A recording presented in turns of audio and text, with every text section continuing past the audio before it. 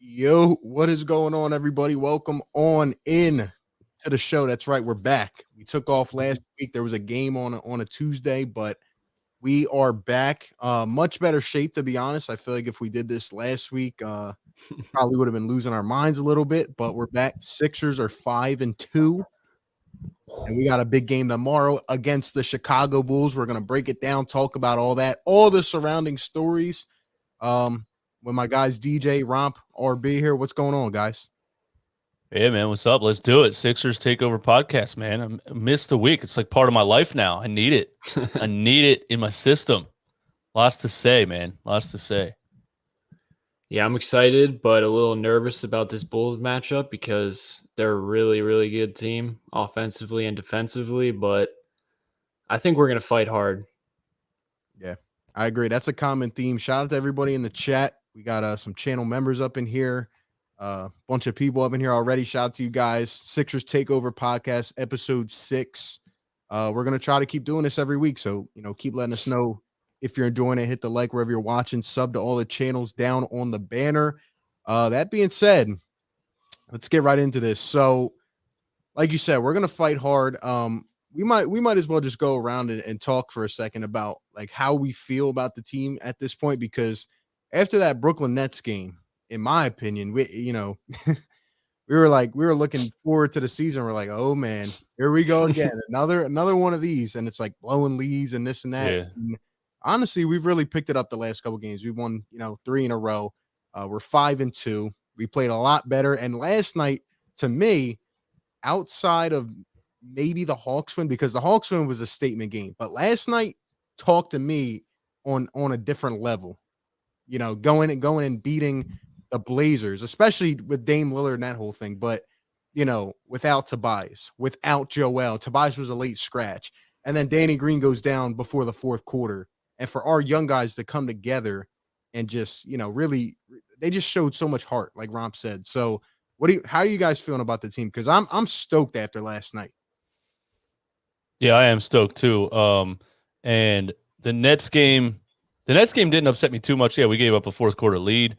The Knicks game really upset me because we weren't close in that game at all. We got our asses kicked from the start. And after that game, we were like, wait a minute, this team looks terrible. The bench is non-existent. Everything was terrible. And then it's like, of course, it's going to be a roller coaster season. So we come back and look totally different the next game. And now we look like, hey, look, this roster is winning games even without Joel Embiid and Tobias Harris. And, Portland, who knows how good they actually are or how bad they actually are, but Dame's been terrible. I do think our chemistry and our perimeter defense stood out to me in that game, and I think that's a huge thing. Our communication, our sharing the ball and rotating on defense and knowing where to be, switching and rotating. It's been great. So I think this 5-2 record represents the team pretty accurately right now. I'm really pleased with this team. I mean, it's crazy to think that we have the number one offense in the league. Obviously it's early. Number one offense in the half court, number one offense in transition as of now. Without that number 25. So it's pretty crazy to see that. And say it again for the people in the back. I need you to say it again. Number one offensive rating in the league, number one in the half court, number one in transition. You want me to say it again? Okay, I'll say it again. This was not supposed to happen. Offensive rating. But that's just a great sign because as I'm watching this team, there's stretches where I'm like, man, this is a bad offensive stretch. And there's just things we could work on from like a coaching angle. I feel like last night really told a story of the Sixers trusting each other. I mean, they have 34 assists last night, and that was the most assists they had this season.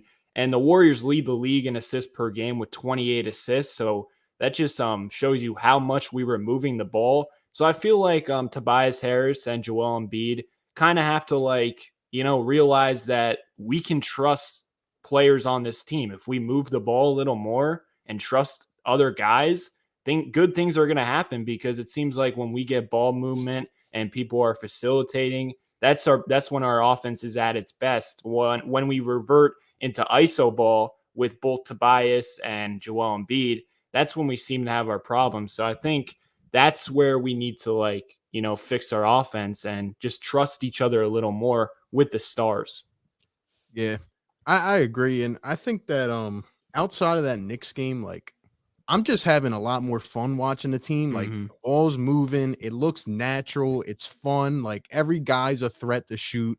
You talked about 2-5. I'm just gonna throw it out there. We might as well. All the people that want to talk about this guy creating offense, remember that how much value he had in he scores 10 points a game, but he creates 47. No, I mean the proof is in the pudding right here. Like we lead the league in offense. I didn't even expect it to happen this quick. Now I do agree there are things we got to work on. But let's remember, like Joel Embiid isn't even fully healthy yet. Tobias Harris was out yesterday. Like we are not a complete product, and there's definitely a curve that is going to have to endure itself here throughout the season. But right now, for us to be at this point, especially everything outside of that Knicks game, it's just been so much fun to watch. And it's not even like we're going to talk about it more in extent here, but the bench is my biggest takeaway. Like I did not expect the bench to be like this. George Niang, I'm sorry, man. I never doubted George Niang, but I said I wanted to see him play more than 10 minutes a game. That start him tomorrow. Talk about Mike Scott and then George Niang. All right, Andre Drummond. I mean, this guy is a dog. Now I know he's probably going to leave after this year, but we have to enjoy it while we can. That guy is sensational. The bench is completely upgraded. Furkan Korkmaz, I got to give him some love, man. He is he's a different guy. He's a different player. Matisse Thybulle has come alive the last 2 games. Matisse. Everybody is a dog on this team, and that's what I've been waiting for. They play different. They got energy, even if it's not perfect, right? Even if Tyrese Maxey can't finish with the right high off the glass, guess what? He's going the next time down the court. He's going right back to the basket. I love it, man. Yeah, I want to go back to that 2-5 thing real quick because the people that say that, he doesn't score, but he created this much offense, right? They are saying it in a way like assuming that if he's gone, none of those points are going to get scored. You know what I mean? Like he created 40 points of offense. So when we lose him, we're losing 40 points. No, he had the ball in his hand the whole game. The other players on the court are going to score those 40 points. I mean, it's just common sense. Like it's not that big of a miss. His on-ball defense is amazing, but other than that, I don't really care that he's not here. I just don't. Like once in a while, he shuts people down defensively, and that's really all he has to live on. So I'm happy that his team's just building chemistry and stuff. Yo, Eastwood, I got a stat for you, man. Go ahead. You want me to read it? Yeah. Damian Lillard and Trae Young combined to shoot 6 of 17 when guarded by Tyrese Maxey. So I think Tyrese plays good defense for his size, for sure. Our perimeter defense, I mean, I think we're 15th in the league in defensive rating, but I think our defense has been fine. And our offense picks it up too. So I don't miss the defense. And real. And it's not a one-on-one game, So defense is mostly a team game also, They're running screens, trying to get them open, double screens, all kinds of other stuff. It's more about chemistry, communication, and rotating than this one-on-one lockdown scary defender. So, yeah. You know what's so apparent to me is now watching 7 games and then thinking about last year, every time the ball used to go to 2-5, I feel like the entire offense would just get unplugged for 5 seconds. I really feel like, you give it to them at the top of the arc and thinking about it in comparison to now, the entire offense would just deflate. Now it's throughout the entire 24, most of the time, it's swinging here, swinging there. And even if we're not knocking down, somebody's finding a way to get a one-on-one and they're taking advantage of it. And I feel like, I mean, I don't know the exact stat, but I feel like we have to be top 5 in pace in the NBA because we're just nonstop moving. We're nonstop moving. So I'm loving that part of the offense. That's the one thing Doc Rivers, he said a lot of things. That's the one thing that stood out to me after that Knicks game in his post-game press conference. He said we weren't moving the ball and we weren't, we were dribbling too much. And he said, we're going to fix it. And I was like, all right, Doc, let's see what you do. And the next game, there was a lot less dribbling, a lot more if you have an open shot, shoot it. If you don't, swing the ball. You know what I mean? He set a screen, swing the ball. I mean, it's basic. It's really basic. You learn it in high school. You know what I mean? Pass and screen, get an open shot, and let the talent on the floor, beat the other team. Yeah, I agree. Before we get on to the game tomorrow, what do you guys think about Dame? Just on a quick note, I know obviously everybody was chanting we want Dame and all. It would be nice. It sucks because like we can smile all we want. It feels like he's never gonna leave. But do you guys think it's like actually gonna prolong, or do you think he's just in some weird slump or is he trying to work his way out? What do you guys think? Man, I don't know. Somebody said he's still on a honeymoon. Like this, somebody said he's still on a honeymoon. He looks kind of chubby. So maybe he got married and didn't do a whole lot in the offseason, and he's just not really in good shape right now. I don't know, but he doesn't look like himself at all. It really might. Album too. Yeah, that too. Yeah, recording rap albums. Which, by the way, he wants to be referred to as a rapper, not an NBA player who raps. So, Damian Lillard is now a rapper who plays basketball. I just don't think he cares that much to leave Portland. He's living his best life. Yeah, he's not going to leave, and I think the rules are affecting him a bit because he's one of those guys that went low key, where you can actually fight around screens now without getting like a cheesy touch foul, and he made a living off like just going around screens and like getting that cheesy like 3-point shot foul. Like last year, he averaged 7.2 free throws a game. This year, he's only averaging 3.9, and that's like a crazy decrease. And I mean, he's going to start making shots, obviously, but it's pretty impressive. Portland's only 3-4 with him playing like awful. Like he's playing terrible and bad. He's bad. I don't know what's going on. Yeah, I wanted to bring that up last night. He does seem to be affected by this new NBA officiating, and because he does the little like one dribble, lean in, scream.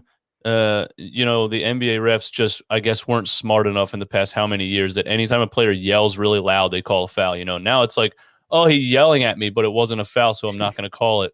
So I'm like, I don't understand how it took this long, but it's nice that they're not calling those fouls. But I definitely saw it last night a couple times where Dame's just not getting those calls. Like, you have to actually get fouled for them to call it. I think they called one last night on Matisse that I was like, really? That's the one you're not supposed to call. So they gave him like one of them, but not as many as they normally do. Him and Trae Young are not handling this well.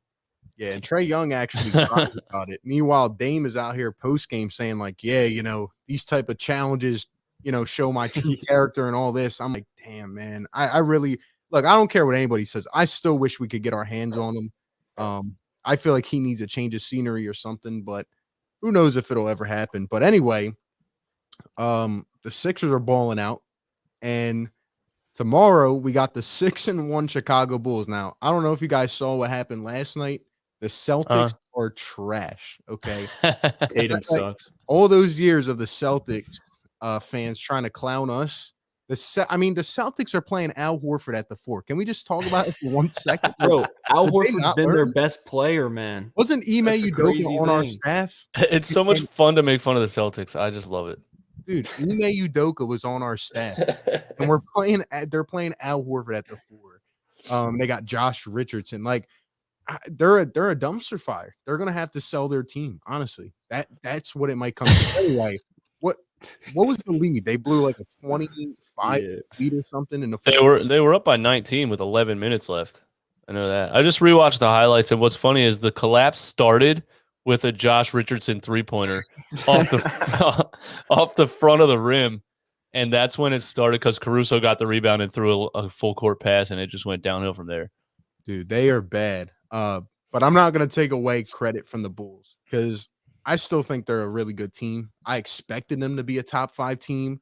And I think DeMar is probably having his best year so far. And Zach LaVine and then Lonzo. Like, the Bulls just strike me as one of those teams that are deep. What do you guys think about that? They are deep. I don't want to take anything away from either, but I want to make fun of the Celtics one more time. Last night, DeMar DeRozan, I mean, he's when he's wide open in the mid-range, it's almost 100%. You know what I mean? He's like one of the best mid-range shooters I've ever seen. And the Celtics just, I watched it again, and it was so easy for him. It was one screen and wide open, like the whole game.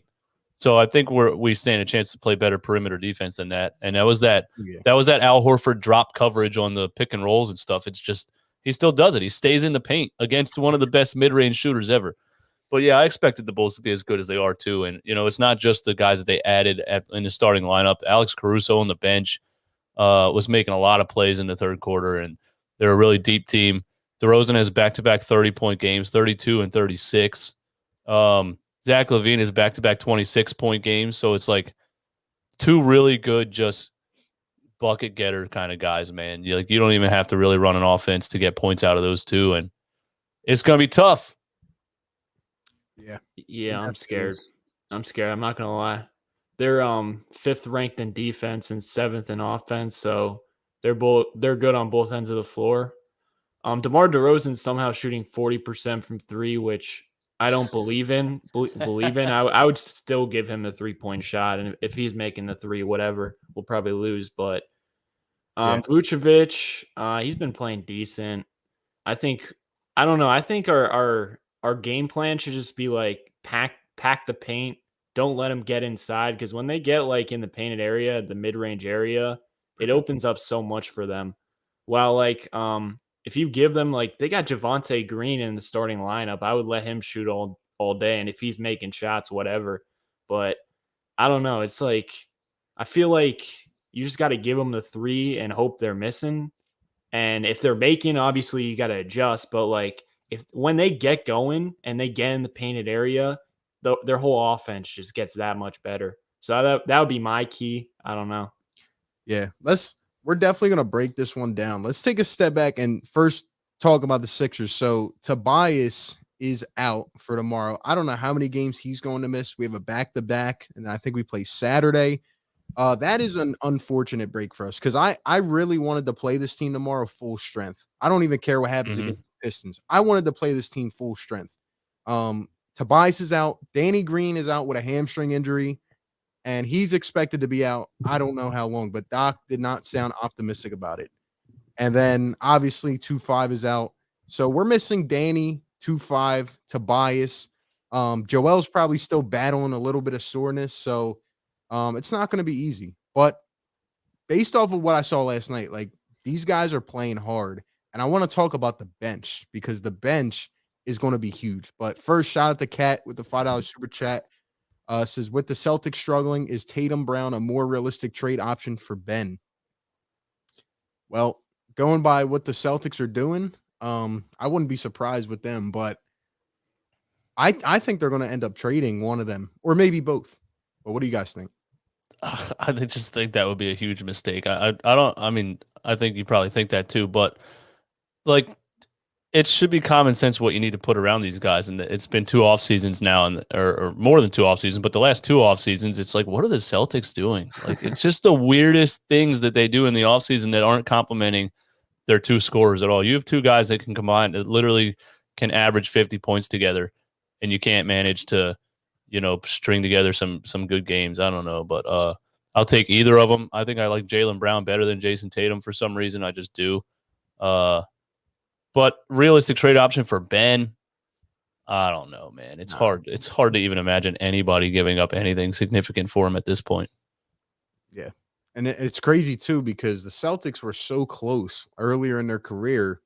And like you said, I don't know what they're doing. Like, they just keep going downhill. They keep saying, what they said was they were trying to create cap space for this next year, but like, who's going to want to go and play with that team? Like, I don't really know. And I just think the bottom may fall out eventually. Did you hear Marcus Smart said kind of came at him a little bit? Call him out. And this is we're in the first 10 games of the season. So he said, for anybody that didn't see it, he said the offense is designed to get those guys the ball, and they don't want to pass it. Dude, the Celtics are bad. They're in a bad spot. But yeah, I don't think the Celtics would ever take him either, but that would be interesting.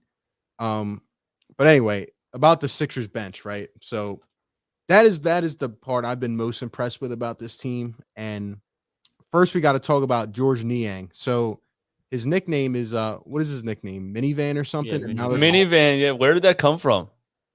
I think it was it Drummond said it, right? No, his name was what was it? Minivan first, and then Drummond changed it. He upgraded it to Sprinter Van. Sprinter van. Isn't that what happened? Isn't that what he said? I don't even know what a Sprinter van is. I just know he said something like that yesterday, but I just want to know what you guys think about George Niang, because yesterday this man elevated to LeBron level. He really did. 5 minutes. Dude, listen, the main thing that I took away from it is there's a reason players leave this city and talk about this city when they leave and come back when they have a chance and retire here when they have a chance. There's just something about it. This dude had more passion in his body language. And I never watched a lot of George Niang, but I'm willing to say he had more confidence last night than he's had in his career. He was just on another level. And it's the fans' energy is just like injected into your veins. It's crazy. He was flexing and pumping his chest and like, it was ridiculous. He couldn't be stopped for like George Niang out here. And he was making plays from the top. Like I was calling him Point Yang. He's dropping dishes to Drummond under the. It was ridiculous. And I'm like, if that wasn't a fluke and the dude actually has that much talent, then I hope Doc keeps feeding him. I mean, he kind of has to at this point with how many guys we're missing right now. So, I want to see him get more minutes because we've been needing a guy off the bench that can be like, at least somewhat of a difference maker for like years now. You know what I mean? This guy is different, and yeah, Andre Drummond said that the Sixers upgraded him from minivan, which someone in the chat said he named himself that, up to Sprinter Van, and it was so crazy. He was literally getting MVP chants last night. Like this city being toxic, right? We're out here cheering for a guy that never played for our team. We're out here giving George Niang MVP chants. Come on, man. Like you said, players know in this city. They know when they play here. Yeah, there's so much love in the building. It's never toxic. The only people that say that don't go to games, don't go to Philly. They don't even. I don't know where they're from. Yeah, and I'm gonna let Romp go, but the only other thing I wanted to say is like when I watch George Niang, the thing that strikes me most about him is how smart of a player he is. He doesn't force any shots. He literally knows his role. He catches, he shoots, he plays defense. They said he got better at defense. He can play make. And like you said, he's a dog. When he went at Dame Lillard yesterday, I think he had 3 back-to-back and ones. And he's going right at Dame, flexing on him. And then he on the other end, he hit the ball off someone's knee. It went out of bounds. I mean, this guy literally elevated. Gave me Corey Brewer vibes, honestly. Georges Niang is a basketball player. And we've been missing like basketball players who just do a little bit of everything. And he's got that dog mentality. Like he's not afraid of anyone. It's just that when he was on the Jazz, I mean, they just used him as a spot up shooter. And sometimes players are going to have that role in the NBA where they don't get to fully show what they're capable of. Like, I don't know if you guys saw him at Iowa State, but he was like the LeBron James at Iowa State. He did everything. Now, I didn't expect him to do everything with the Sixers, so I got to hand it to NFT Daryl Morey. I got to hand it to Doc Rivers for allowing this to happen. But I'm going to transition to the starting lineup thing. I would start him tomorrow just because I feel like we need that guy in the lineup that is going to provide energy right away. Because I think if you start, because I believe Furkan started yesterday. If you start Furkan, I feel like we could kind of come out lackadaisical. While if you start Niang instead in the Tobias role, he's going to come out, play hard-nosed defense, and set the tone early. So I would start him tomorrow because I feel like we need that energy boost right away, and he will provide that. Yeah, drop your starting lineup. What would you do as starting lineup tomorrow with Tobias out and Danny Green out? Drop it in the chat. DJ, what would you do tomorrow? I think he has to start Niang at the 4, right? He was playing a lot of 5 last night, wasn't he? But I think Niang is a perfect stretch 4 to play next to Joel Embiid. He's literally the prototypical stretch 4. And then he's not just that one-dimensional stretch 4 that, okay, he's not open. Oh, no, he's going to dribble the ball. What's going to happen? There's been so many players like that on this team for so long. It's like, please don't dribble. Just get rid of it. But he's a guy that can put it on the floor and make a play. And like you said, he doesn't turn it over. He was so impressive last night, and I think you have to start him. I didn't really get a chance to think about like the top of the lineup. Maxey, Seth, with Danny out too. What do you do at the small forward position? Matisse. I'm I starting. guess, Matisse. and I mean, if you do, then at least there's only one guy on the floor that can't shoot. So yeah, I'd probably go Matisse. See how that works for the first couple minutes of the game, and then just call it by ear and roll with it. I think that's what Doc would do. I think it's going to be Maxey, Curry, and then Furkan at the 3, and then Niang at the 4, and Joel at the 5. So I do think Niang's going to play in the starting lineup. However, what I will say, in my opinion, I'm almost scared to move this guy to the starting lineup. Why? Because I feel like next to Joel Embiid and plus moving him in a different role, like I don't want to take, like when someone's hot, you don't want to take them off what they're doing. You want to just allow them to feast. But unfortunately, we are down players, so I get it. I would honestly think about going Maxey, Curry, Furkan, and either Thibault or Isaiah Joe, and just putting all shooters, or maybe even Shake Milton or someone like that. Because by the way, Shake's another one we didn't even talk about. 3 games now, double digits. Shake's been the aggressive Shake. If you wanted to just put all shooters, or maybe like another defensive piece like Isaiah Joe or Matisse in the starting lineup, I would be all right with that too. But I do think Niang fits it perfectly. But I am a little worried about who's going to come off the bench and play the 4. Yeah, Shake's been looking great. And when you talk about Maxey and like what we talk about he can't do or he needs to learn how to do, and then Doc Rivers trying to get him to be a facilitator and all that stuff, and it's like Shake Milton came in and like minute number 1, he threw like a bullet pass into the paint, and I was like, whoa. And it was like, oh my God, that playmaking from the point guard position is something that we missed so much with him out. And it's like, I almost need to apologize to Shake Milton because I didn't realize how much. He just slows the game down. He controls it when it's crazy. He gets the ball. He runs a pick and roll. It's like you need that kind of player. I still don't know who's the starter, Maxey or him, but either way, you got 2 guys that you can run back and forth in 2 separate units. So I was talking about Shake. Is that what you asked me about? Maybe I forgot the original question.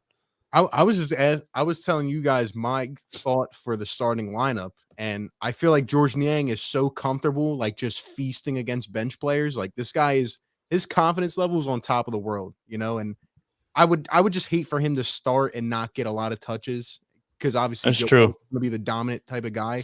But unfortunately, Tobias is out and Danny's out, so it's like you probably are going to have to start him.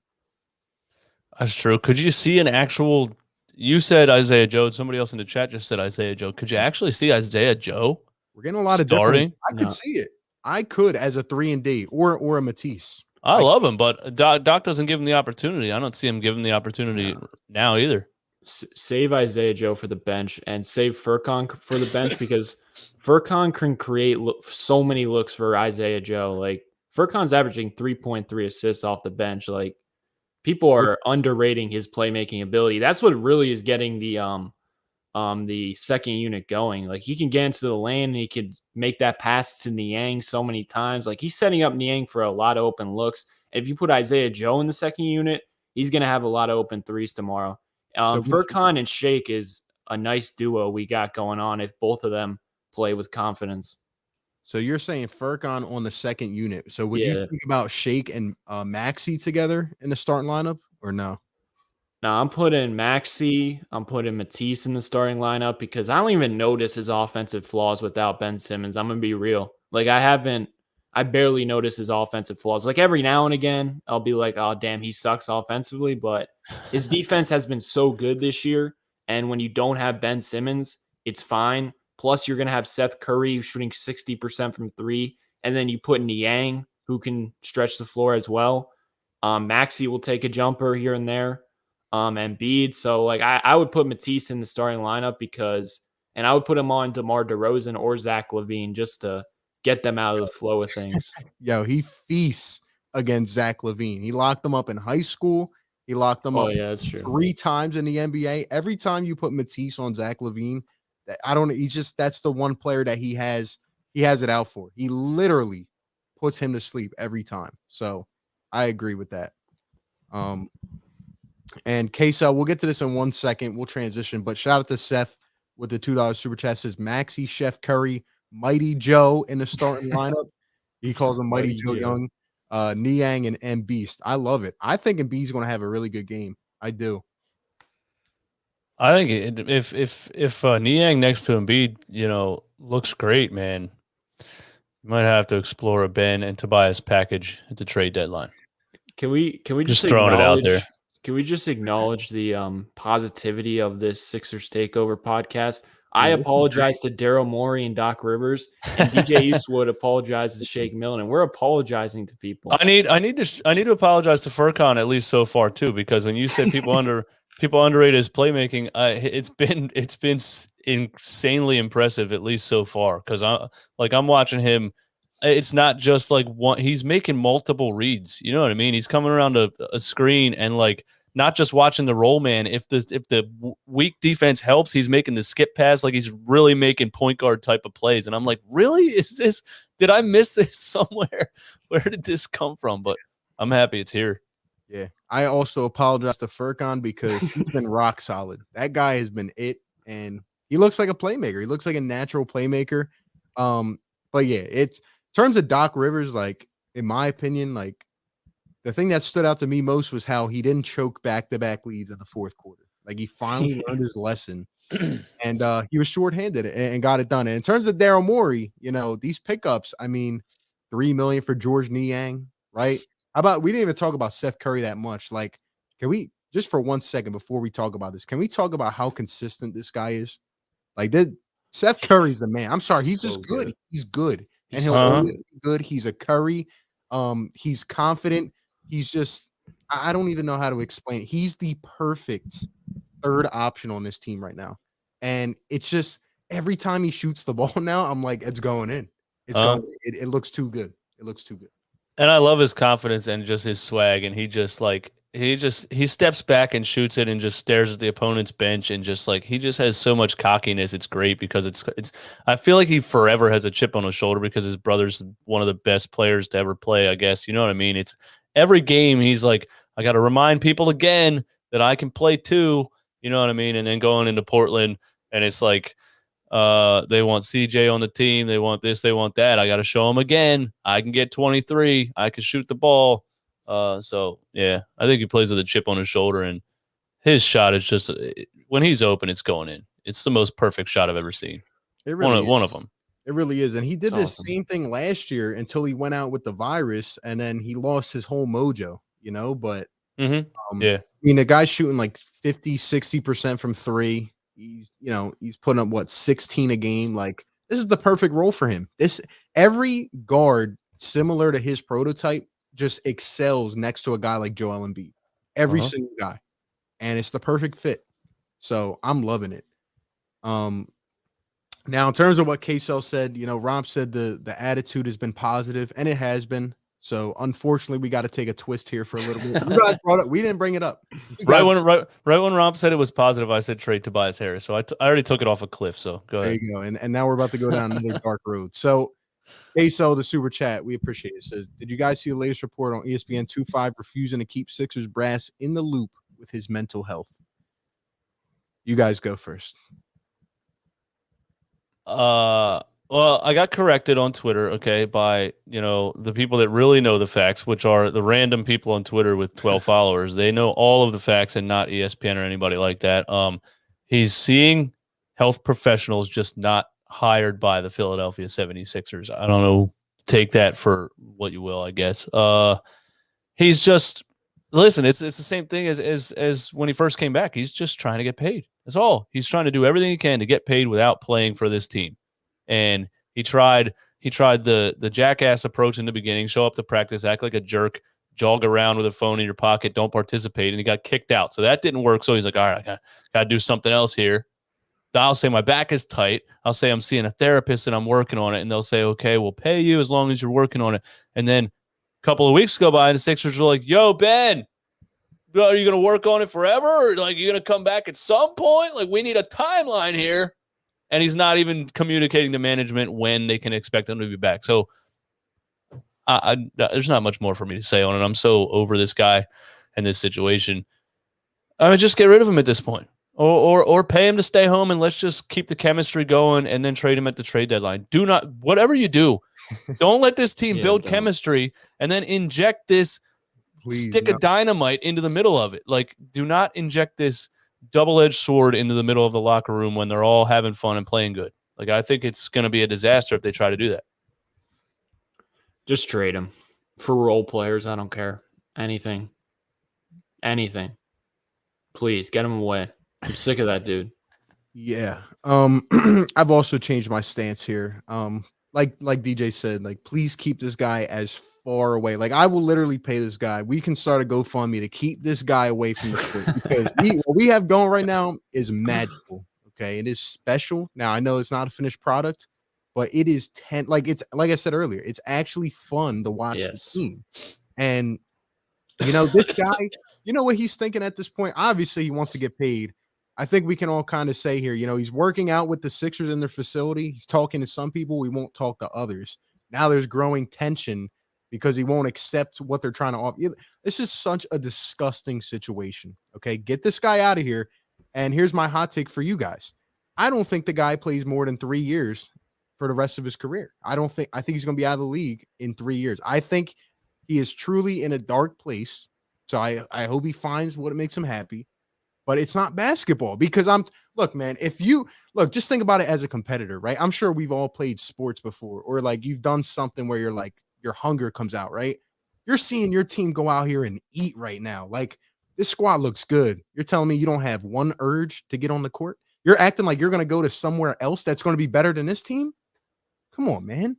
He doesn't want it. He does. And now I'm officially done. Don't ever bring him back to this team. These guys, and one last thing, I think they're motivated because of it too. I think they don't give a crap. They're like, all right, let's go out here and prove something. Everybody was talking about us, right? They're like, these guys can't do anything without the star. Well, guess what? We're out here balling right now.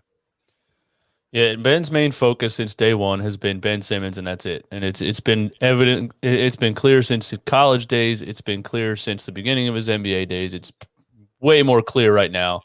I don't even think he knows the Sixers are winning. I don't even think he watches the games. I literally don't think he cares at all. And it's just one of those things. He doesn't have it. He was gifted, but he doesn't want to play basketball. I really think that's it. I would have killed somebody when I was young to be able to dunk on somebody in the NBA and scream and have the fans cheer. Like, that's just something most basketball fans would dream of. And he just doesn't care. So that's just how he is. You can't. I mean, I guess I can't hate the guy for taking money and sucking at basketball, but I want him to go away for sure. Yeah. There's no way he plays a game again for this team. No way at all. To read some of these super chats.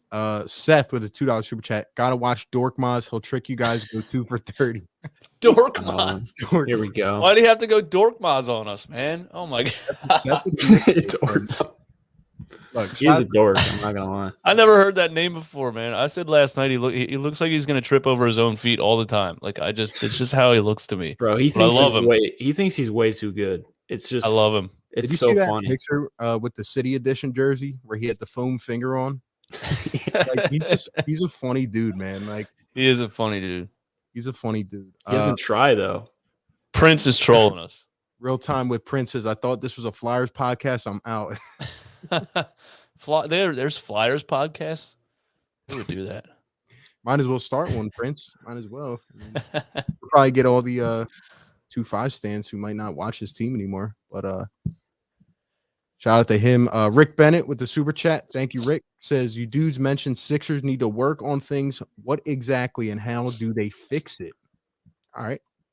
Romp, go ahead. I could go off. Take it away. All right. Number one, Tobias Harris and Joel Embiid need to dribble less and just more ball movement, mostly Tobias Harris. And honestly, trading Tobias Harris would not be a bad option, in my opinion, but he's doing well, so I won't be too mad at him. Number two, can we post up Embiid a little closer to the rim? Like, I know I'm going to sound like a boomer right now, but goddamn, we do not do that enough. It's ridiculous. I'm sick of this posting him up from the 3-point line. I understand it's the new NBA, but sometimes we do it, And it's like, oh my God, that was so easy. Why don't we do it more often? Like, post him closer to the rim. Why don't we do that?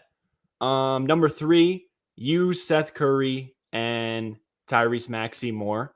Tyrese Maxey, whenever he gets a pick and roll, something good happens, but we're making him more of a facilitator, and he's doing really well in his role, by the way, still putting up points and very efficiently.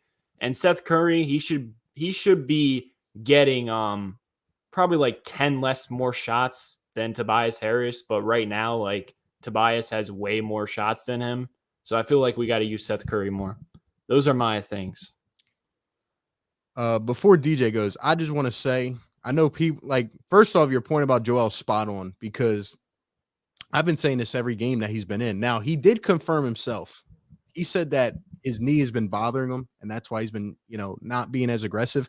I actually don't think that makes sense because, he's catching the ball up top and he's trying to do more work to, some possession to get down. It's like, just, every time you catch it down below the basket, one dribble turn, you're either getting fouled or you're getting a bucket. That's what you did last year. You almost won the MVP. So we got to get back to that. In terms of Tobias, I feel like Tobias is giving us exactly what we asked for, exactly what we expect. We don't expect this guy to be a max player. He gives it. I literally say every night, I'm like, all right, 20 to 22. Sometimes it's 23, sometimes it's 19. But 20 to 22 is literally Tobias Harris. But if every other player, like you said, if Maxey can be aggressive, that's all we need. That's all we need. So that's what I'll say. Yeah, and I'll say the Joel Embiid thing, he hasn't looked strong in the post, I think he does more work when he gets it from the top, but when he gets under the basket, the couple games ago, I forget who we were playing, he just didn't look strong at all under there, and he missed a couple wide open layups even because he hardly got off the floor. So it's like, I think that's why he was shying away, like when he really tries to power dribble and go hard, his knee hurts. So what do we need to fix?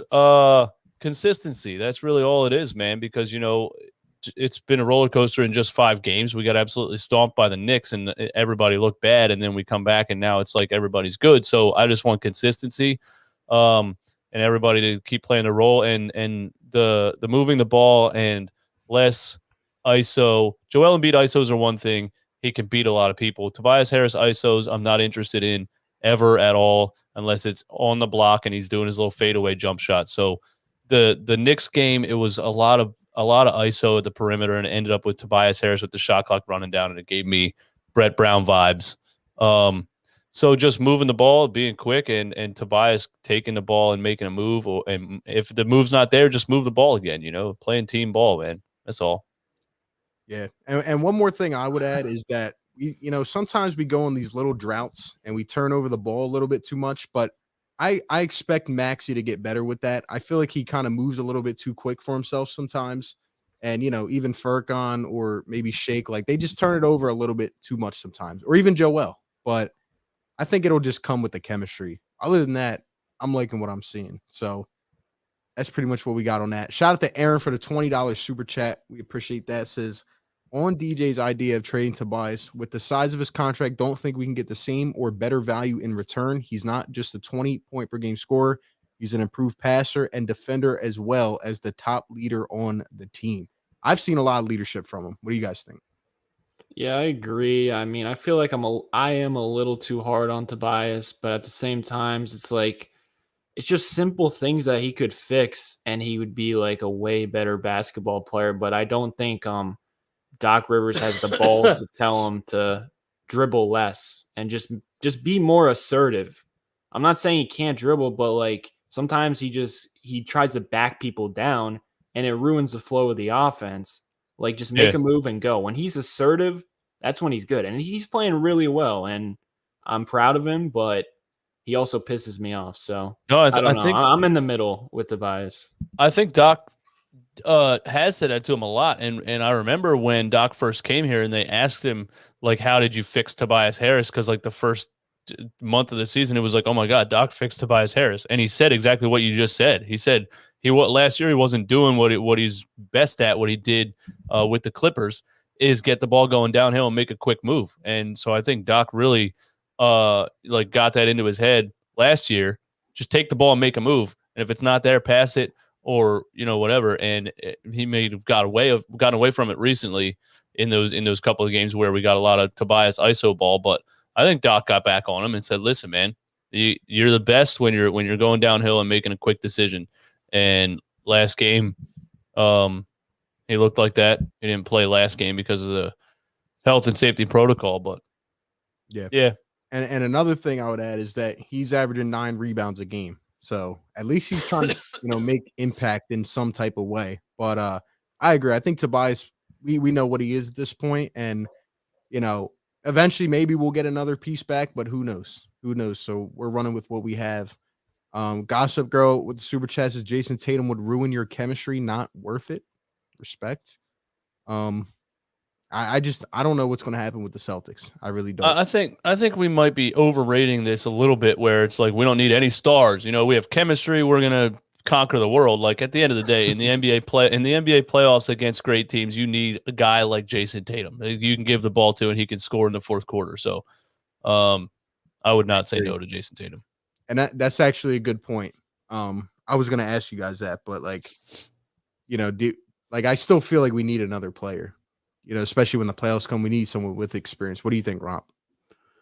I mean, I would rather Jaylen Brown than Jason Tatum. I think we still need another player. I mean, we haven't got anything back for Ben Simmons. That's why, that's my only gripe on Morey at this point. Like, dude, just make a trade. Because we have a Ben Simmons hole in the team. You know what I'm saying? And we're still performing very well because Ben Simmons has a lot of flaws next to Embiid and Tobias Harris. But on another team, if you put him next to the right guys, he could be a great player. So I don't see a world where we don't get some good things in return, even though his value has tanked a lot because of Morey. But I still think we're going to get back good things, because Ben Simmons is still a very good player if you surround him with the things he wants, because he's selfish. Yeah. I hope something happens. I really do. Mike, shout out to you for the super chat. We got Jimmy J. My God, Jimmy J. With the $10 super chat says, here's a down payment on that bet. Congrats to the Sixers start, but don't get too happy. Don't pour dirt on my C's just yet. East is stacked. It's early now. I'm gonna go disappear for a month. Jimmy J, you're down bad right now. You're down bad. Them Red Sox lost.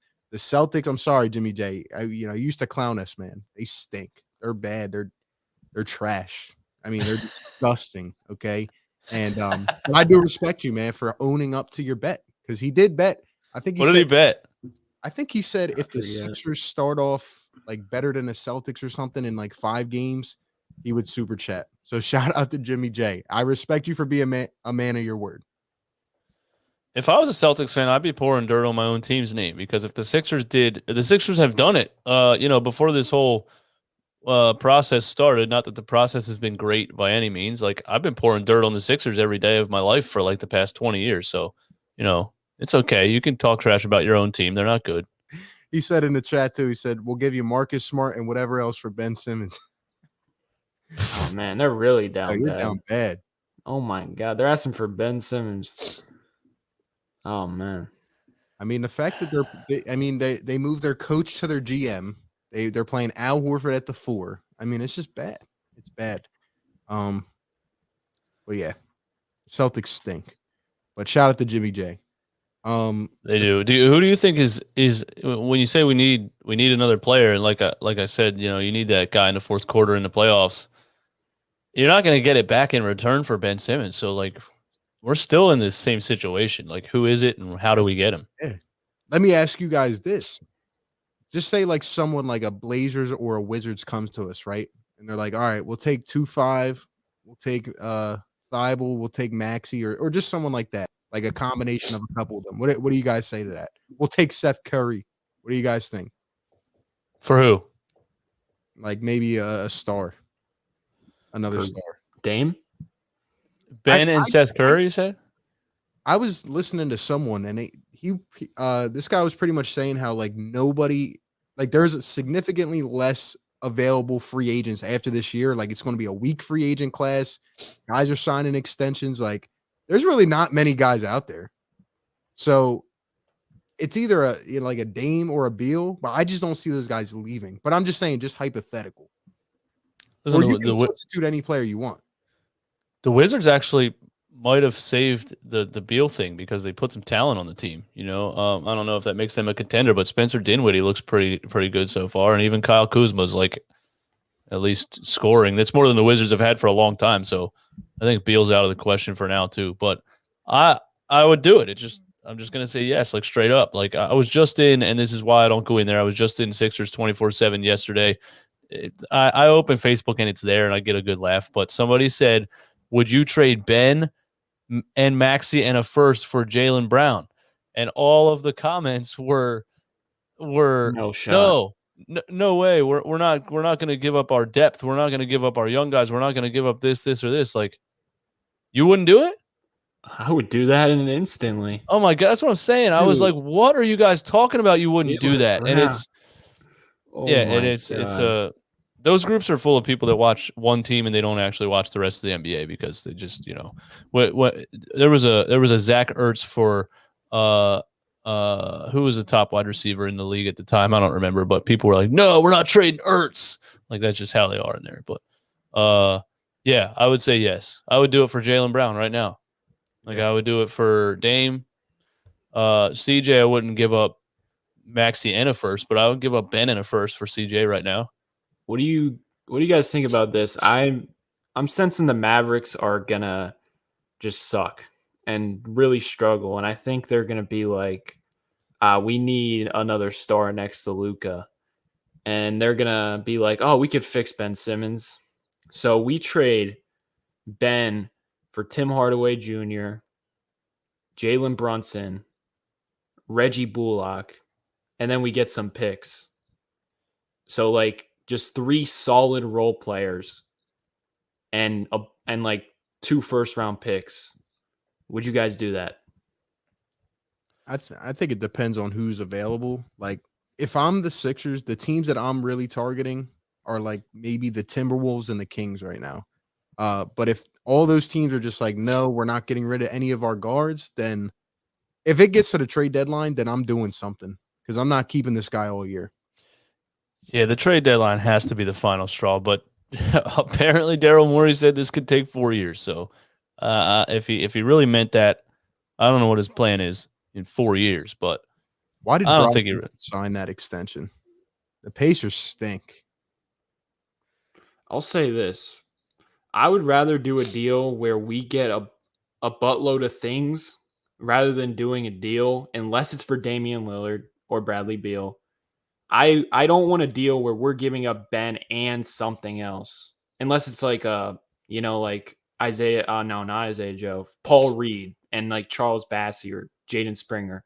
Those players can be involved. But if it's like Ben Simmons and Tyrese Maxey and Matisse Thybulle, or like Ben and Tyrese for like a Brogdon type player, Karis LeVert type player, I don't want to do that. I'd rather just do Ben Simmons and a bunch of quality role players. So we just stack up just quality players next to Tobias and Joel Embiid. That's just my opinion, though. You're not wrong. That might be the only option that we end up with at the trade deadline, because like I said, when you talk about these stars, it doesn't seem like any of them are about to be available anyway. Yeah. Maybe a team like the Spurs who are struggling. I don't know. It's going to be tough, man. DeJounte Murray's looking nice. It would it's just because, like, again, like the free agent class this year is going to be weak. And I mean, our time, we got to capitalize, man. And DeJounte Murray's only 25 years old, so he's going to improve. Yeah. Yeah. Or even like, what's it called? The Cavs, right? Like a Colin Sexton or Garland or a package like that. Garland's so nice. I'm hoping the Timberwolves plummet. That's what I'm hoping for. But you reminded me of the Cavs. It has to be the Cavs. They haven't had anything to talk about in such a long time since LeBron left the second time. They're going to bail. They're going to bail. They're going to say, all right, fine. We're going to get Ben Simmons. At least that's a guy that we could sell to this fan base and say, look what he can do and show all of his rookie highlights. They haven't had anything to talk about for a long time. Yeah. And honestly, the people in Cleveland might not even know the Ben Simmons situation because in Ohio, when the Cavaliers stink, they all stop watching basketball. It's not a basketball state. they might not even know. They might think they trade for him. They might think they got LeBron 2.0. Yeah, they might as well, honestly. It's going to be interesting, though. We definitely have to make something happen before the trade deadline. Daniel with the super chat, shout out to you, says, what do you guys think about Drummond so far? You know what I think. This guy's fantastic. I knew it when we signed him. I was like, this guy's going to be a backup. He's 28 years old. He's going to thrive, and he's just a man. So, like, that's all I can say. He looks slim. He looks good, and he does everything. He averages 11 rebounds in the first quarter of a game. Like, makes his impact felt right away. That's all I got to say about him. Yeah, it almost sucks that when Embiid's healthy, he's only going to get to play like 12, 15 minutes. And that's why he's not going to be here next year. Somebody in the chat said, hopefully we can keep him again. Like, there's just no way he's going to take a starting job and he's going to get 3 years, whatever. He's going to get a lot of money that he missed out on last season playing for the Cavs and the Lakers and whatever else. So, he's not going to be here. He's not stupid. He's going to take a big paycheck. He looks amazing. And I say it all the time. I didn't watch a lot of Andre Drummond in his career outside of Embiid trolling him and stuff, but just watching him play is ridiculous. He moves so well for how big he is. He floats around the court, and his hands are magnets to the ball. He leads the league in rebounding all the time, not just because of his size. Like, he's literally a very, very good rebounder. It's instincts. He just floats to right where the ball goes all the time. It's really fun to watch. I don't think I've enjoyed watching somebody rebound as much as Andre Drummond. Like, that's not a thing you look for. It's just fun to watch him rebound. I don't know. He dominates it. Yeah. He's 10 times better than Dwight Howard. I'll tell you that. Yeah. He's really good. And he has passing ability. They talked to him about that last night because he had 7 assists again. And he's like, I've been doing that my whole career. You guys just don't pay attention. Dude, he's a monster. Maybe he's right. He is. Mikey with the super chat. Shout out to you, man. Green to the bench. Trade for a point guard or let Maxey grow with starter minutes. We need a true second star type player because Tobias isn't that. That's actually a really good point. Think about this. I used to talk about Curry going to the bench and Danny moving back to the 2. What about Danny Green to the bench? Because shout out to the dude on Twitter that hit me up earlier. He said he's been like a light fixture. And like this guy, I mean, he's literally has no impact on the game right now. Now he's hurt. Can I just be honest? Yeah, go ahead. I would just cut Danny Green right now. You're right about him not having any impact. He's just kind of there in the corner. He's doing things that tons of NBA players can do. Catch and shoot. Nothing else, really. His defense hasn't been better. Here, the point I agree. That's what I'm saying. Yeah. Like, we keep thinking about trading for a point guard, right? What if we were to trade for a forward? What if we were to keep Maxey, let Seth play the 2, move Danny to the bench? And what have we been missing forever? Obviously a point guard, but I feel like we haven't had a small forward in a long time. Like Robert Covington, that guy didn't even take a shot last night in 20 minutes. 2-5, never became that. What if we trade for a forward? What if we start thinking, okay, Tyrese can be that dog. Now we bring in a wing or something like that. It might be true. A big wing that can play basketball, pass, dribble, and shoot. That would be nice. Do you guys, from what you've seen thus far, do you think Tyrese Maxey can be a point guard? Because like, I'm extremely impressed with how he's doing in this role. Like, he's literally like taking a back seat to Joel Embiid, to Tobias Harris, to Seth Curry. He's literally the 4th option in the starting lineup. And he just had 7 assists last night. He had 6 assists against the Pistons, 5 assists against the Pelicans. Like, and he's scoring 15 points still efficiently and taking the 3-point shot when it's there. And I don't know about you guys. Whenever he misses, it's a good miss, in my opinion. I don't mind the shot either. Like, this dude deserves a lot of like praise for where they're putting him and how he's achieving. Like he's just doing really well in a limited role. Like, if they gave him more scoring opportunities, I'm telling you, he would be averaging like 19 points.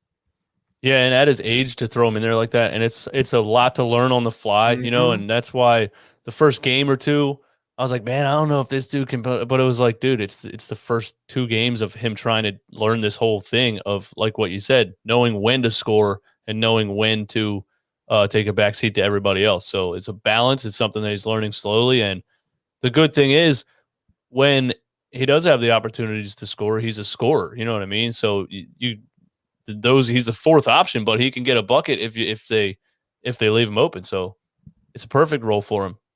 Yeah. And to add on to that, like I feel like he's getting smarter by the game. And something you said earlier, his defense. Like I didn't expect him to play defense like this. He's shutting down Trae Young. He's shutting down Lillard.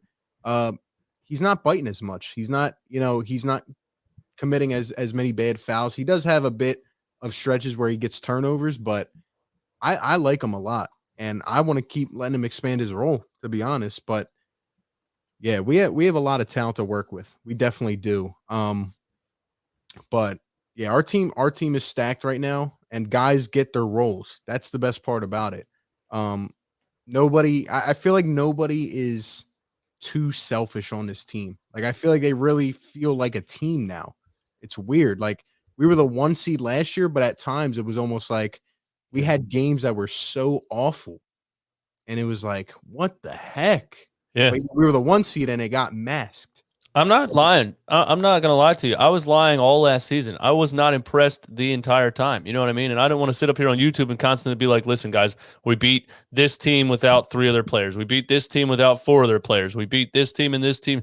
It was like hard the whole season. You hardly got a competitive game where everybody was playing because of the COVID thing was in its in its prime. It seems like it won't end. Tobias Harris is dealing with it right now. I don't know. Did you guys hear like what that is, how it happened, or who he came in contact with, or anything like that? No clue.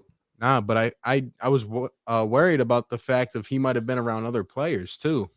But people don't like ever take into account like Ben Simmons was probably like hated in the locker room. Like I'm sure they didn't personally hate him, but like he's a max contract player. He refuses to improve on his game. And then when his terribleness shows up in the playoffs, he comes to the press conference and he says, that's who I am. And that's your max contract leader doing that? Like, that's going to, in the locker room, whether they want to admit it or not, like Joel Embiid always had in the back of his mind when he was playing, oh, Ben Simmons, he's not going to shoot, so I have to do more. Tobias Harris had that in the back of his mind. Danny Green, I'm sure, too. Every player had that in the back of their mind. And yes, that does affect the chemistry. Absolutely. Now we got a bunch of players who want to prove that they belong in the league. George Niang, Tyrese Maxey, Shake Milton, Furkan Korkmaz. Like, you're seeing those guys give effort every single night because they're trying to prove that they belong in the league. Look at the Lakers. No one gives a damn to play hard because Russell Westbrook has proven himself. Anthony Davis has too, LeBron James. And then you got a guy like Austin Reeves, who's been a great player for them because he hasn't proven anything. He's just going in there and playing. And that's a very underrated aspect in the NBA. And you need to find those players and try to insert them on your team because like players who have proven themselves, they're not going to give as much energy as someone like Georges Niang. You know what I'm saying? I agree 100%. And what I will say, honestly, like, I think we're all just talking about the fact that this team has an insane level of chemistry, and it's come earlier than we expected. Honestly, I know our bench wasn't as good as it is right now, but if you threw this lineup against the Hawks last year, let's be honest, we probably win that series 4-2. Like, this squad, like, just the way things are flowing, like, I realized it, but when you watch this team play, it's like, wow, like we actually have a point guard now. Like the ball doesn't just hit one spot in the offense and it's like, all right, we're done that possession, you know? Like, I feel like a lot of 2-5s, like advancements to the offense were all in the transition. But when the half court, it's like, this is actually fun. Yes, exactly. Listen, I'm willing to blame everything on Ben Simmons. And when you talked about we're not blowing leads like we were in the past couple of years, we blew leads all those years because of Ben Simmons, because it was easy to defend. And we tried it over and over and over. When the offense went stale, it was the same thing. Here's Ben at the top of the key. They're guarding him with a damn center 20 feet away under the basket. It makes no sense. Nothing can work right because now we're trying to run off screen so they can come and get the ball because he needs to hand it to somebody. It was a disaster. I'm so glad it's over. And this is what you get when that cog in the half court offense is gone. I want to read you guys one more thing, right? How about this? The free throw percentages for our team. Joel, 83%. Tobias, 90%. Seth Curry, 82%. Tyrese Maxey, 89%. Shake Milton, 100%. Furkan, 93%. George Niang, 83%. Andre Drummond, 89%. Andre Drummond, 89%. Like, that's surprising. We're getting to the line. We're knocking down our shots. And, man, is it fun to see us go to the line and actually be able to hit free throws. I just wanted to put that out. And what Romp said about, players feeling some type of way about Ben or not liking him, like, these are humans. You know what I mean? They really are. These are people. And, year one, two players that are on the team were hanging out at wherever they were. And they were like, yo, why won't this guy shoot the ball? You know what I mean? Like, they talk about this stuff every day. Yeah, like, Joel Embiid's probably telling teammates for years, like, I'm so sick of this dude, man. He won't do this. He won't do that. Now I'm dealing with this. He's probably so tired of this guy. And not just Embiid. Players don't say it to the media, but it's definitely well known and definitely talked about in private for years. And that's why Ben sticks to himself. You don't ever see him hanging out with anybody. He is who he is. And it is what it is. Yep. Just like he said. Seth with the super chat. Appreciate it. Says, think the leadership between Ben and Joe made this team not have chemistry. Now that 2-5 is going, the chemistry is special. Very special, y'all. I agree 100%. It's natural. We predicted this to happen. I don't know if we expected it to click this early. And it's still not going to be perfect. There's going to be times, and hopefully Tobias isn't out a lot of games because, I want to keep this flow going right here. There's going to be ups and downs. That's what happens during the season. But we're off to a good start, man. All right, hypothetical. Let me paint a picture for you guys and tell me how you would react. Ben gets traded. We eventually play against that team. Joel Embiid spin moves off of his defender. Ben comes over to help. What do you think happens? Like, Joel Embiid would be so excited to be able to dunk on this guy. That would just be the climax of this whole situation if that would happen. I would probably And I expect Embiid gets in his face too, and he starts pumping up the fan. I expect. No, I don't think Ben's ever played at Wells Fargo again. He's gonna have an injury every single time. Well, he's gonna have back tightness every time. Yeah, he's probably gonna have an agreement with the team that he signs with. Hey, just so you know, this is in the contract. When you play the Sixers, I have back tightness. Do you think whatever team he goes to, when he walks in that new locker room, do you think they're going to have a respect for him? Do you think he's going to open up and say, hey, guys, I'm Ben. Nice to meet you. I'm ready to get to work. I don't think he's going to change his personality. I think he's going to be like this little quiet, hit away type of guy.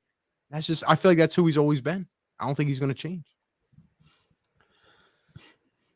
It's weird. He's a very unique individual. The staff at the practice facility said he's known for walking in and not saying hi to anyone. Like, even before all this drama went down, he doesn't say hi to the person that opens the door for him. He doesn't. And the ladies, like everyone else, kind of says, "Hey, how you doing?"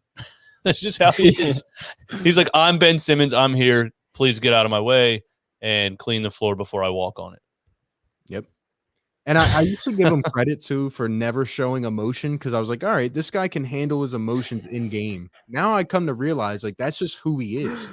He'll slam on somebody. He'll do a little scream. But then the rest of the game, he's just straight-faced. It's like, okay, all business. Anyway, we'll get back and talk about this game a little more before we get off. Shout out to everybody. We got 330 in the chat. Shout out to everybody in here. Hope you guys are enjoying it. See a lot of positivity for once in the comments. It's nice. It's refreshing.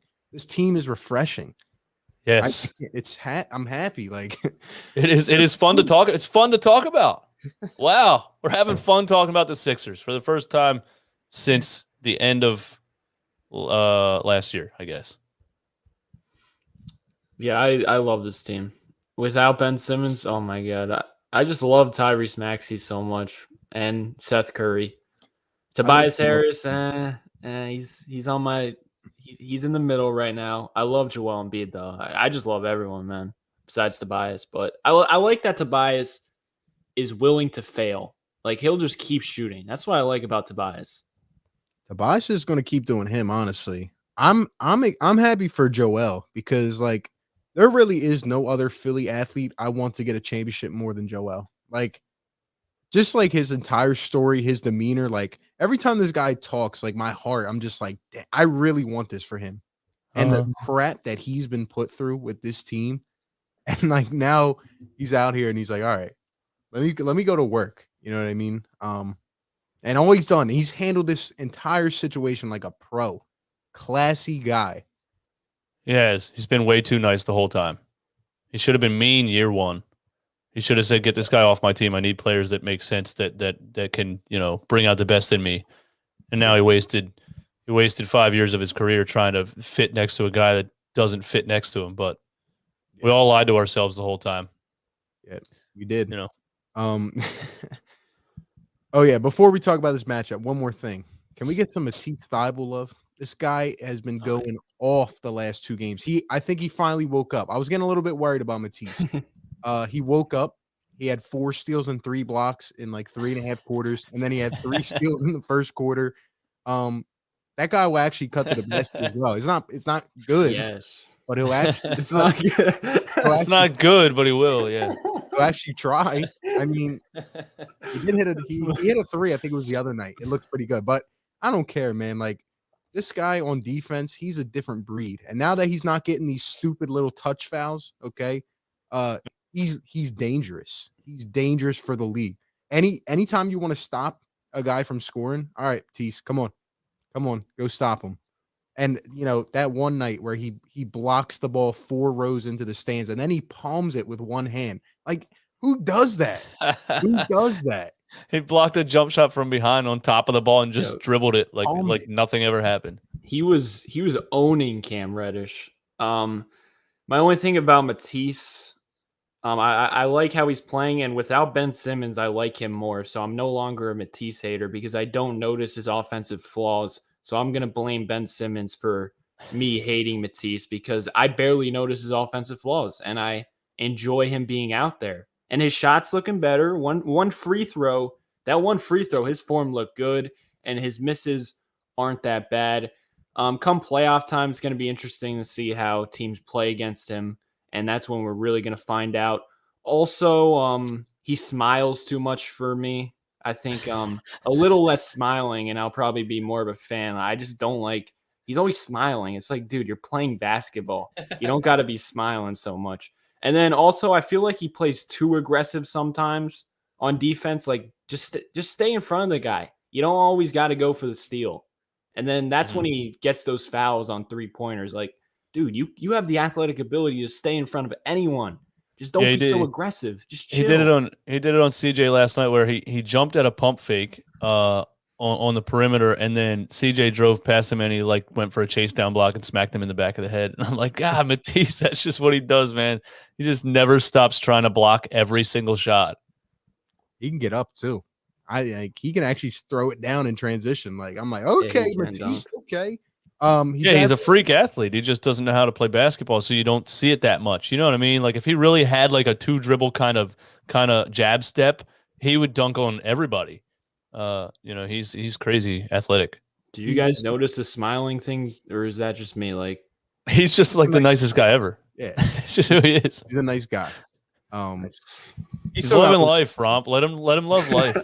Let him love just going down the court and being able to block. You see Niang smiling? I don't see Niang smiling. Niang's a different breed, man. Matisse is averaging 2.5 steals a game and 1.4 blocks. Like, it's just ridiculous. The guy gets like, in how many minutes? It might be a best per 36 of all time. 22 minutes a game. It's ridiculous. And I think he might be one of the only players that his defense is actually so good that his offense doesn't matter. There's not many players that like that. Like, there's good defenders. There's not defenders that you say, oh my God, look at this guy, man. Yeah. Remember, we were like, oh, you can't play Matisse with Ben Simmons. You can't play Tyrese Maxey with Ben Simmons. You can't play Andre Drummond with Ben Simmons. Like, your star players are supposed to be able to play with anyone. And Tobias Harris and Joel Embiid can play with any player, no matter their flaws, because they are role players. They're going to have flaws. Like that's insane that we were even saying that. And it pisses me off. Sixers are a deep team, guys. I didn't expect it to be like this. We have some depth. I still would like to add another bench scorer later in the year, maybe. But right now, we are deep. And Shake Milton, he's playing well as well. Yeah, we miss Shake like crazy. I think it's funny when you say Matisse smiles too much. I think, like, could you picture Matisse Thybulle dunking on somebody and like screaming in their face, or would he like pat him on the butt and be like, "Nice try, buddy. You'll get him next time." Both. Nah, I can't see him showing any type of like angry aggression. Probably hug him. He activates once in a while. He'll throw an F-bomb at the refs. Like if he doesn't like a foul, or like if it's like a terrible foul, he'll be like, "Come on, like what the F?" That's true. Matisse Thybulle swears, he's angry. And then he goes right back to smiling, which is great. But yeah, man. So anyway, about this game tomorrow, what are your guys' biggest matchup? What do you think is the main key matchup that you're looking at? All right, to win this game. Now it's going to be hard to win this game, right? If we lose this game, I'm not sweating it because look who we have out. But if we were to win this game somehow, that would be a huge statement. And I believe we are home, right? Is it our last home game? Or are we on the road? Yeah, we're at home. Yeah, we're at home. And then we go on the road for 2 games. We play them again on Saturday. So we go back to back, home on the road. We go on the road, then we fly and play a game the next day. Yes, to Detroit. And then we go to Chicago. Yeah, and I think we're playing 6 games in 9 days. We played 1 yesterday, and we have 5 more games in 8 days. So that's going to be rough. Especially with guys out, because Tobias might not even play for the next 4 games. But what are your guys' key matchup for tomorrow? What are you looking at? I'm going to go with what I said in the beginning of the stream, is that it's the pick and roll defense on DeMar DeRozan, because he gets around the screen, and if he's open from the mid-range, it's automatic, and that's probably, I think, number one thing you got to stop on this team, because like I said, he scored 70 points in 2 games, and it was all mid-range jumpers. So whoever you stick on him, if it's Matisse or whoever, I think slowing him down is number one. Zach LaVine's a guy that can give you the same amount of points. If you stop one, the other can do it to you. So it's definitely going to be tough, but I think we got to start with DeMar DeRozan. I'm going with Maxey and Lonzo. I want to see how Maxey does against Lonzo, because Lonzo's been playing very good defense. He held Donovan Mitchell to 1 of 5 shooting. Jason Tatum struggled against him. Julius Randle. Now, I don't know if Lonzo will be on him the whole game, but there will definitely be possessions where Lonzo's guarding him, and I'm assuming he's going to play him tight. So I want to see how Maxey responds to that. Hopefully they put Lonzo on Maxey, because that'll be a good test to see how his handle is and see if he could get to the rim against him. I hope they put Lonzo on Maxey, but I could see them putting Lonzo on Seth Curry and then putting Zach LaVine on Maxey. I don't know what they're going to do, though. Yeah, I would say hopefully Thybulle's going to be on LaVine. Hopefully he gets more minutes. Mm-hmm. I think he could really be a stopper there and help us win. But I'm just going to say Joel and Vucevic. Vuce is, to me, he's like, he'll have an amazing game, and then he'll have like a 11-point game. Like, Joel's got a feast. I hope, like I said, I hope his knees feeling better. I hope he's catching it down low, making the game simplified for himself, and setting up his teammates. I think Joel's starting to trust his teammates more and more. He's like, all right, I don't have to just muscle in through a double team and, feel the pressure on my leg. Let me just kick it out to Seth Curry for a 3. Yeah, I can kick it out to guys that are going to shoot the ball. Yeah, it's a great thing for a center. I mean, it's obvious. Doesn't have to think about it. So I'll say Joel. Should be some good matchups though. Like I said, the Bulls do have some depth. Now, what do you guys think in terms of like a player you think is going to stand out, or maybe like a player that is going to step up huge above their role, especially with guys out? What do you guys think? I would love to go Isaiah Joe. I would love to be right. Did I steal yours? I would love to be right about him from the beginning of the season. It's going to take one of those games where Doc is forced to give him 25 minutes, and he's going to get all the corner threes that Danny Green gets. He can shoot just as well or better than Danny Green. He can play decent defense. He has some ball handling ability. There's I don't understand why Isaiah Joe doesn't play. I don't get it. I don't see him do any make too many bad turnovers or like boneheaded plays. I would love like a 20-point breakout game from Isaiah Joe. That would be amazing. He has to play. Risking at Chipotle. Whoa. He has to play.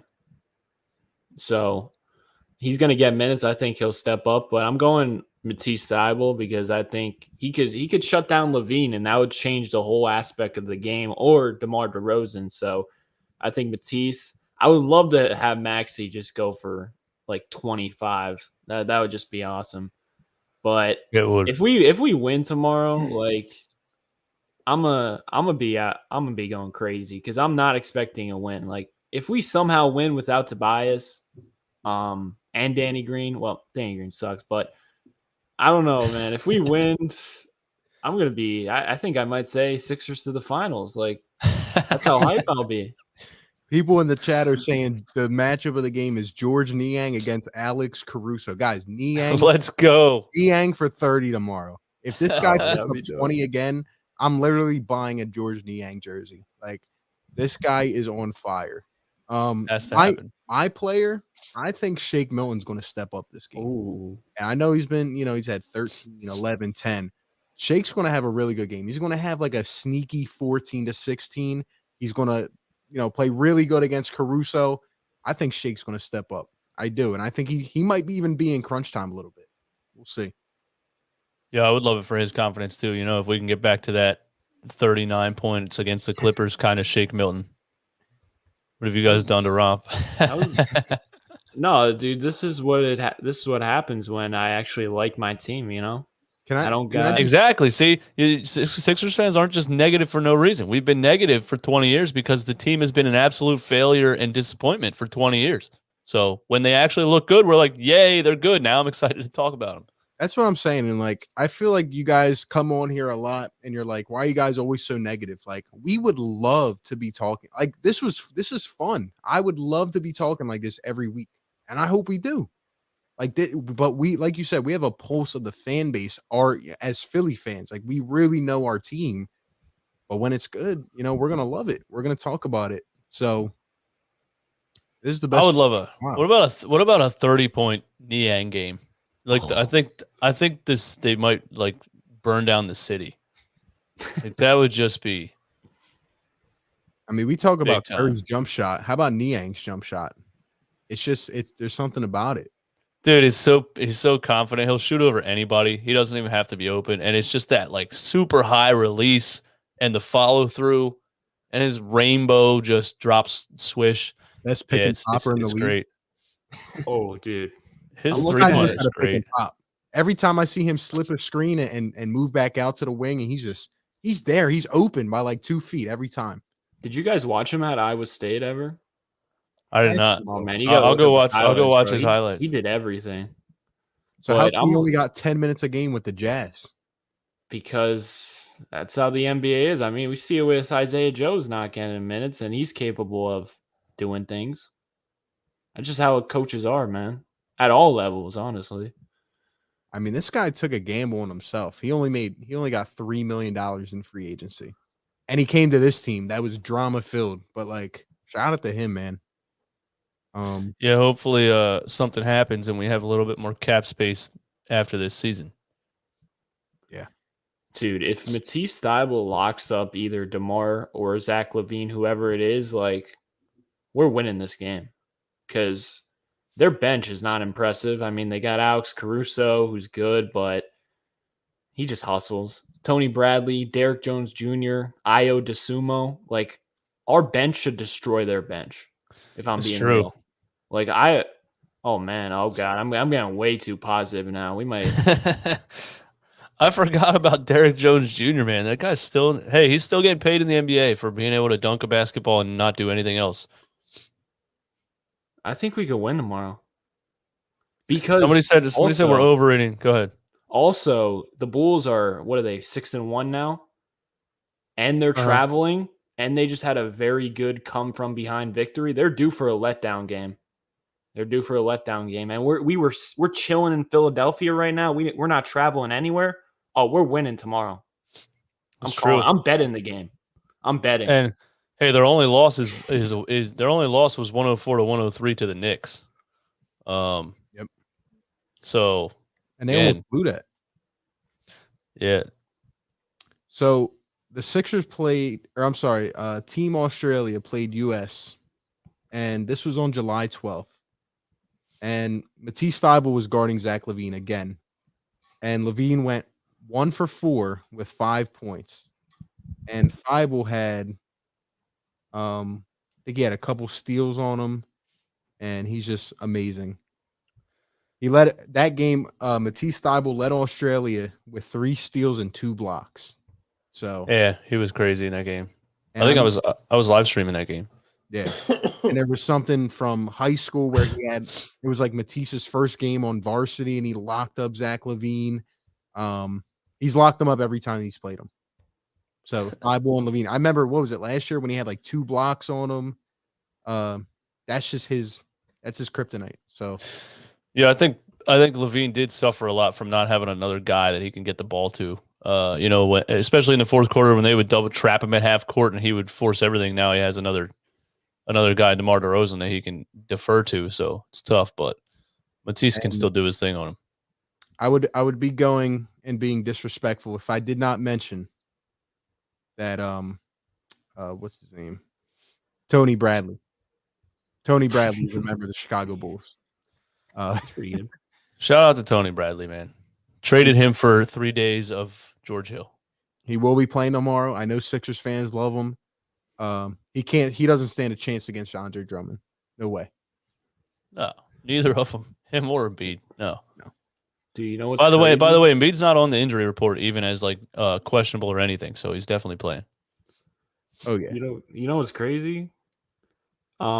The Bulls are really good at forcing turnovers and scoring in transition. LaVine and DeMar DeRozan average 6 points a game off turnovers, which is top in the league. And the Sixers, so taking care of the ball is huge tomorrow. That's my key to the game. They're 5th in the league, and that's really good. They're 5th in the league. And last year, they were 21st. We were turning the ball over like it was our job. And now all of a sudden, Tyrese Maxey takes over the point guard role. We're 5th in the league now. I mean, that's not a coincidence once again. I mean, come on now. Number 25 sucks. Sorry. I'm looking at the Bulls schedule, and like similar to us, they really haven't played a lot of good teams. They played Detroit twice. They played Toronto, beat them by 3. They lost to the Knicks by 1. They beat Boston. They beat New Orleans. So like, they haven't played the best competition, but they are a good team. But yeah, give us your thoughts in the chat. We still got a ton of people in here. Pelicans are roasting the Suns right now. That's crazy. The Pelicans. They're. I was just about to say, why are the Pelicans on national TV? But Pelicans are a travesty. I'm sorry. They might end up selling that franchise. I don't know if you guys have been following what's going on with Zion, but he might not play. He's fat. he can't get back into shape, man, because he can't stay healthy enough to get into shape. You know what I mean? Imagine Ja Morant goes on to be a Hall of Fame player, and that's who they passed on, right? At number 2, Ja Morant. Yeah, that sucks, man, because Zion looked like he was going to dominate the NBA, or looked like he would, progress into that, and he's regressed ever since high school. Really, hardly played in college, and he blew out his knee after he broke a whole shoe in half. The guy's just too big, man. Too big. A lot bigger now, no doubt. Can we talk about how Joel Embiid and Andre Drummond made Jonas Valanciunas look like a terrible center, and then all of a sudden Jonas Valanciunas has been putting up like 20 and 15 against every other team. So appreciate Embiid's defense, guys. As much as people don't appreciate Embiid's defense, and we were all last year, I had to see the Ben Simmons love for defense, and people don't realize we have one of the best rim protectors in the league. Yeah, exactly. People don't realize how much all of the numbers they throw out about Ben Simmons have to do with Joel Embiid being on the floor. You know what I mean? Like everything they talk about him, I'm like, it's because Embiid was there. I just don't even care. It's because Embiid was there. Oh, they got to the playoff. It's because Embiid was there. Just don't care. Did we ever think that Joel Embiid and Andre Drummond would be a dynamic duo? Like I still can't believe that sometimes. And it's I'm waiting for the time that Doc Rivers just has like a brain fart and plays them both at the same time, like for like for 2 straight minutes. I can't wait to see it. I don't know why. I feel like that'd be fun. I don't know. I mean, he played with Ben Simmons, so he could do anything, and Al Horford. So exactly. And he likes playing on the perimeter way too much. So why not? Oh yeah, they just said Zion's knee is not healing as quickly as the doctors thought. The Pelicans are on Sixers status right now. They literally came out and lied all off season, and then came out to the press conference and were like, "Yeah, he had foot surgery. He's not going to be back for a while."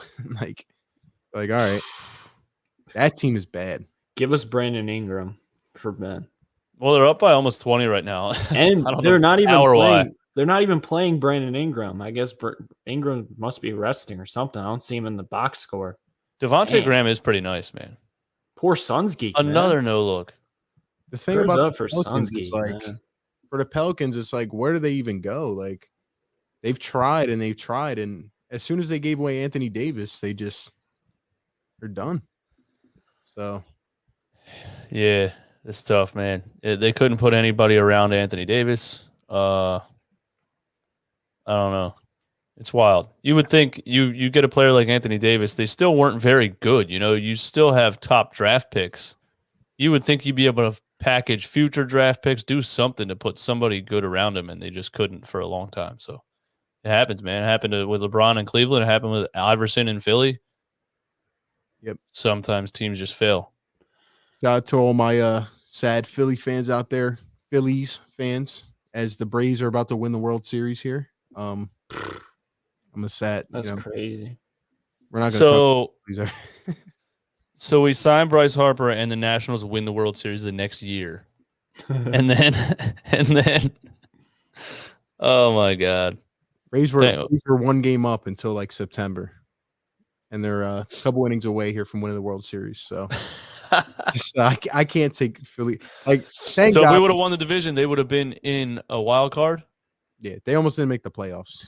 They made like 6 trades at the deadline. So, I mean, that's what you got to do. RB.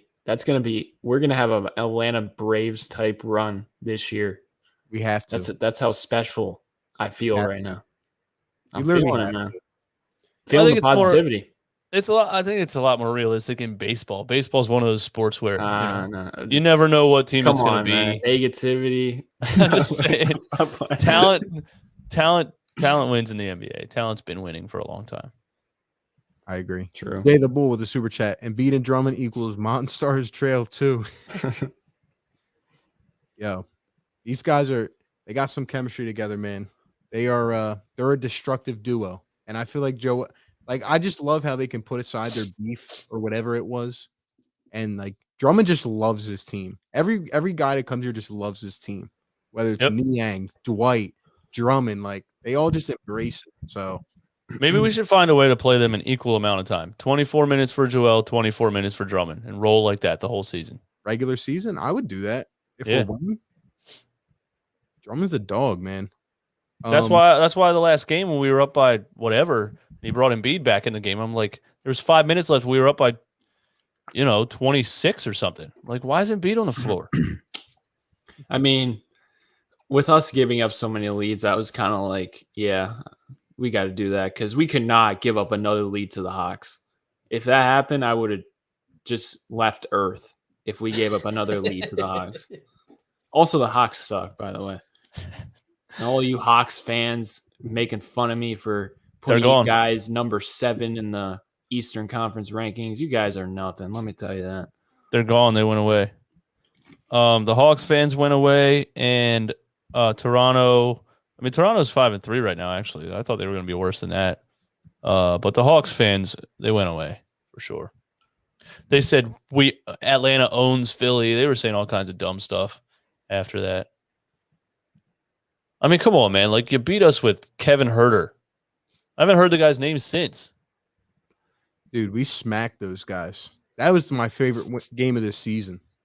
That was He awesome. absolutely put them to bed. That was Yeah, great. Michael Clean said Trae Young is nothing without the refs, man. And it's actually it's a little bit sad because a player like him, he made his name off of it. And now his entire career is thrown into a whirlwind because he's not benefiting from what he's used to doing. And he's so small, it's like, well, what else can he do besides bait officials? And the last thing here, Big 90 says it's the fans. That's why they love us. I think that's a great point. Even someone today was trying to tell me like, oh, we're never going to get another free agent after how we handled the 2-5 situation, the Wentz situation. All I want to say is stop buying into the narrative. Like Philly fans are some of the best fans. I'm telling you, like listen to the guys that actually play here, even if they play here for a year. Like, I mean, we're literally cheering a guy that's never played for a team. We're giving MVP chance to George Niang. What other fan bases do that? Like we show insane amounts of love, and besides all this crap that's happened, like this is a great fan base. So don't let anybody else tell you different. That's what I gotta say about that. Yeah, because we pay attention, man. I say it all the time, but there's not a whole lot in the Northeast besides sports. We don't have beaches and nightclubs and all this stuff. It's just not it's all we have.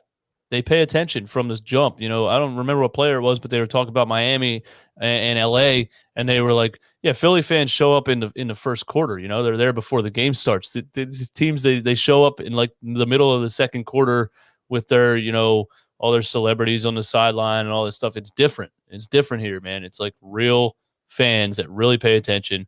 They know every guy on the team. That it's different. Yep. That's why players like Niang and bench players that don't get a lot of recognition around the league love it here because they've never been shown attention. They show up. He's getting MVP chance. Like nobody in any other city even remembered him the next day. Right. And for the people that say like, oh, when are we going to get a big time free agent? I'm sorry. Like, unless you're a big market like in LA or New York, it's not the easiest thing to do that. Like you have to home grow your guys, and we've drafted terrible. So, but if I'm a star, I'm not hesitating to play with Joel, especially with the rest of this squad, how they're playing. So that's just how I feel about it. But Pope Platinum with the super chat says Tyree's defense shutting down all guards. He's now called Maxi Island. I love it. Let's do it, man. See, he showed shades of it last year. I was impressed last year with just how well he moves and how he gets his hand on the ball and how strong he plays. He's just not a guy that just looking at him, you would think he'd be easy to like move out of the way and stuff. And he just holds his ground. He plays great defense for his size. I love it. Yep. He's quick, man. But all right, we're about to get out of here. Shout out to everybody in the chat. Let us know if you enjoyed the Sixers Takeover because we are taking over, man. Every week we're here Tuesday nights, pumping it out for you guys. Next week, no game on Tuesday, and it's the day after the Brooklyn game, so that'll definitely be fun to talk about. And we play Dallas the next day, so yeah, we'll be back next Tuesday. Shout out to these guys. Any final words? Any encouraging motivation before we take on the Bulls on short strength tomorrow? Yes, encouraging motivation is the New York Knicks held the Bulls to 103 points by playing really good perimeter defense. And we can do that too. And we can score points. I know the Bulls are high ranking defensively right now too, so it's not gonna be easy, but we might be able to squeak out a 104, 103 type of win, Yeah, we're winning tomorrow. It's that simple. And number 25, get the hell out of Philadelphia, man. That's all I got. Oh, he's not. He's over in Jersey. He's over in Jersey in his mansion. He's not even near Philadelphia. He would never come here. I'll end it off by saying the Sixers continue to make noise. Very quiet noise. Now the media's going to start talking about us. Watch. But we don't want that. We don't want any of it. No parts. Sixers are going to keep grinding out these wins. And it's beautiful basketball. And we're actually happy. So shout out to everybody, man.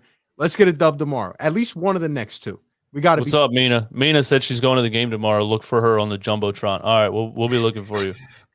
Give us some just make it tight. Make it a tight game,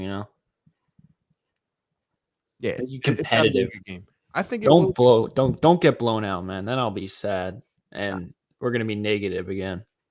Yeah, I think we'll be good. I think we'll be good. All right, guys. Have a great one. Catch you on the next one. Peace.